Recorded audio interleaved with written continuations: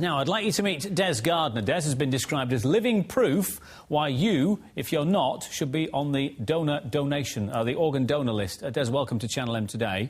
How many organs have you received? Well, I've actually got 4 kidneys at the moment. My 2 that I started with, and I've had 2 transplants now as well. So when was the first transplant? I had the first transplant in '91. What age would you have been then? I think I was 24 at the time. And that served me really well. It was a brilliant kidney, it lasted very well.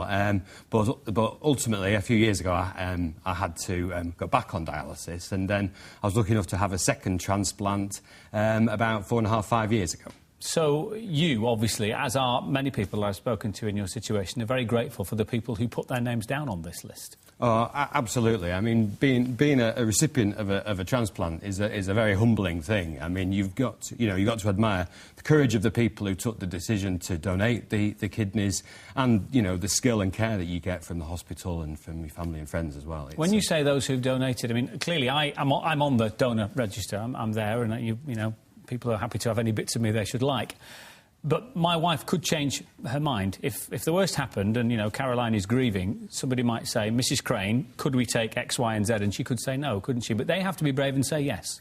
Well, that's right. I mean, I respect everybody's position. It must be the hardest decision to take at what must be an awful time.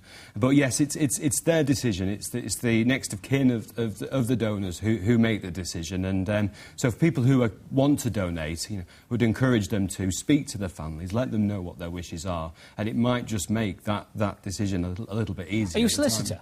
I am. Yes. Would you like the law changed so that Mrs Crane wouldn't have to be asked? If I'd put it on the register, that was that.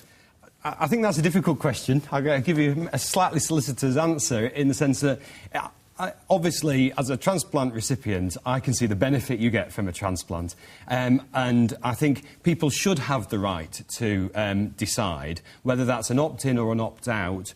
I mean, my personal view is that society should decide, and opt-in would suit people like myself and might make things easier. They're my organs to donate. I mean, I love my wife very much and my children, but, they're my organs and I want to donate them, and I'm the one that's passed on. You should be able to receive them, shouldn't you, when somebody else shouldn't be able to have a say, possibly? Well, I think that's right, but at the same time, we've got to be...